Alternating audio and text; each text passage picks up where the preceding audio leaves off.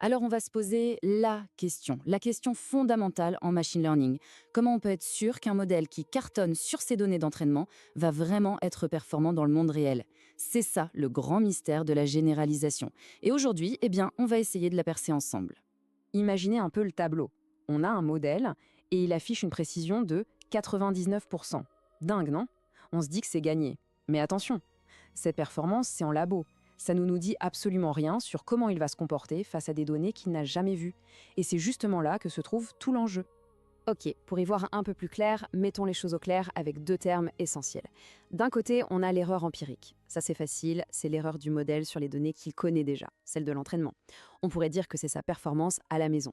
De l'autre côté, il y a l'erreur de généralisation. Et là, c'est sa performance attendue dehors, dans la vraie vie, sur des données inconnues. L'objectif, bien sûr, c'est de minimiser cette erreur de généralisation. Mais le truc, c'est qu'on n'a pas accès à toutes ces futures données. On doit donc l'estimer, la deviner avec ce qu'on a. C'est ça tout le paradoxe.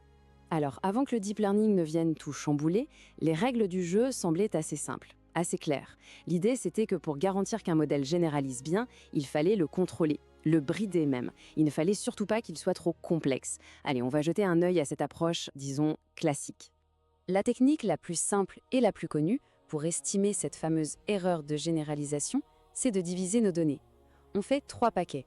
Un premier, le plus gros pour l'entraînement du modèle, un deuxième, le set de validation, pour ajuster les réglages, les fameux hyperparamètres, et un troisième, le set de test qu'on met précieusement de côté, on n'y touche jamais. C'est notre juge de paix pour l'évaluation finale. En gros, c'est une répétition générale avant de se lancer dans le monde réel. Mais bon, cette méthode a ses limites. Le gros problème, c'est qu'elle est gourmande en données. On est obligé de sacrifier une partie de nos infos qui pourraient être super utiles juste pour la validation et le test. Et puis, il y a un autre souci, le résultat final peut pas mal changer juste en fonction de comment la répartition a été faite au hasard au départ. Ce n'est pas hyper robuste. Heureusement, pour contrer ça, il y a une technique beaucoup plus maligne, la validation croisée, ou K-fold. L'idée est simple. Au lieu d'une seule division, on en fait plusieurs. On découpe nos données en K-blocs, par exemple 5 ou 10. Et puis, on fait une boucle. Pour chaque bloc, on l'utilise comme set de validation et on entraîne le modèle sur tous les autres blocs réunis. On fait ça pour chaque bloc et à la fin, on calcule simplement la moyenne des performances. Le résultat, une estimation beaucoup plus fiable. Et en plus, le modèle a pu voir presque toutes les données pendant l'entraînement. Et ça, ce n'est pas juste une idée en air. C'est une recommandation qui vient, par exemple, de la documentation de Scikit-learn, une vraie bible dans le domaine. Ils nous disent qu'en général, 5 ou 10 blocs, c'est le meilleur compromis. C'est suffisant pour avoir une estimation qui tient la route, sans pour autant que ça prenne des plombes à calculer, parce que oui, il faut quand même entraîner le modèle 5 ou 10 fois. Donc, si on résume cette vision classique, tout tournait autour du fameux compromis biais-variance. L'idée, c'était qu'il y avait un juste milieu, un sweet spot à trouver.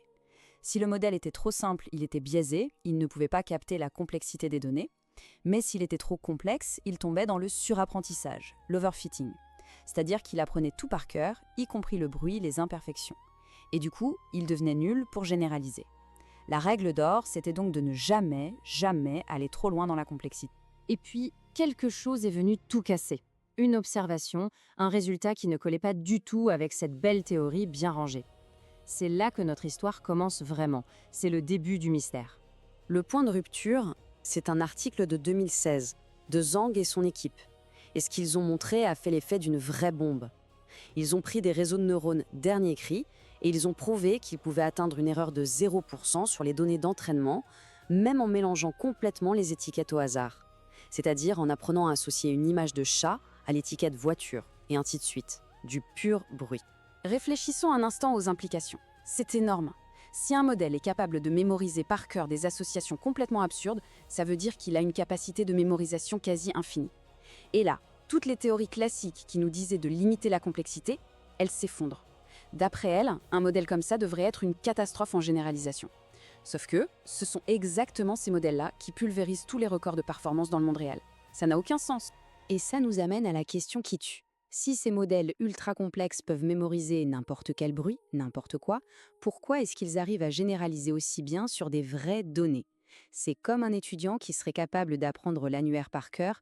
Ok, c'est impressionnant, mais ça ne fait pas de lui un génie. Alors comment ces modèles font la différence entre le bruit et le signal utile? La clé de l'énigme, l'indice qui va nous mettre sur la voie, se cache dans un graphique.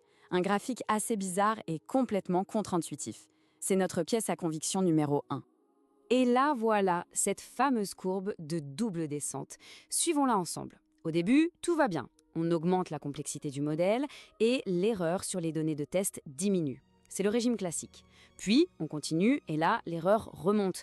C'est le fameux pic de surapprentissage, celui que l'ancienne théorie nous disait d'éviter à tout prix. Mais regardez ce qui se passe après. Au lieu de continuer à grimper, l'erreur se remet à descendre. C'est fou. Passer un certain seuil, plus de complexité, ça veut dire une meilleure généralisation. C'est l'exact opposé de tout ce qu'on pensait savoir. Alors, décomposons ça. La première partie de la courbe, la descente puis la montée, c'est le régime classique, celui du compromis biais-bienvariance qu'on a vu tout à l'heure. C'est le monde qu'on connaissait. Mais la deuxième partie, la deuxième descente après le pic, ça, c'est le régime moderne. C'est le monde des modèles surparamétrés, ces modèles géants où avoir beaucoup plus de paramètres que de points de données devient, contre toute attente, un avantage. Et attention, ce n'est pas juste un petit truc bizarre qu'on voit dans un cas très particulier, non.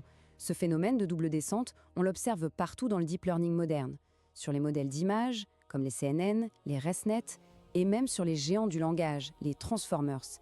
C'est la preuve que c'est un principe fondamental de ces nouvelles architectures, pas juste une simple exception. Bon, mais alors comment on explique ça? Comment un modèle peut-il devenir meilleur en devenant encore plus complexe?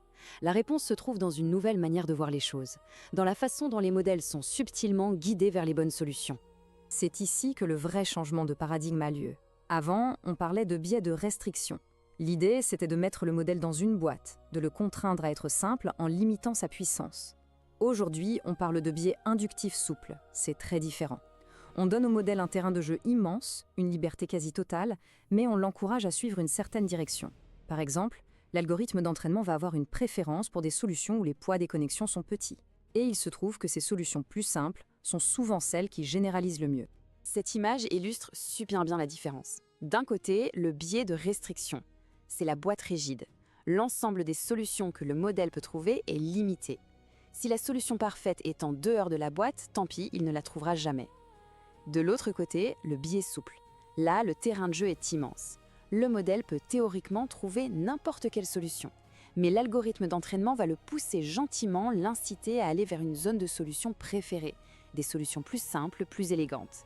Il n'y est pas obligé, mais c'est le chemin de moindre résistance.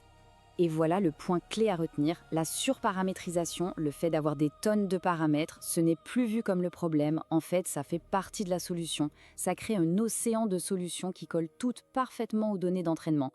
Et dans cet océan, l'algorithme d'optimisation, comme la fameuse descente de gradient, a ses propres préférences. Il est biaisé implicitement vers les solutions les plus simples, les plus lisses. Et comme par magie, ce sont justement celles-là qui généralisent le mieux. Le mystère est donc résolu, ou en tout cas on a une bien meilleure piste. Il va falloir réécrire pas mal de manuels de machine learning. Alors concrètement, qu'est-ce que ça change? Quelles sont les nouvelles règles du jeu? On peut retenir 3 points essentiels. Premièrement, avoir une erreur de 0% sur les données d'entraînement, ce n'est plus forcément un carton rouge. On appelle ça le surapprentissage bénin. Le modèle a trouvé une solution parfaite, mais une bonne solution parfaite.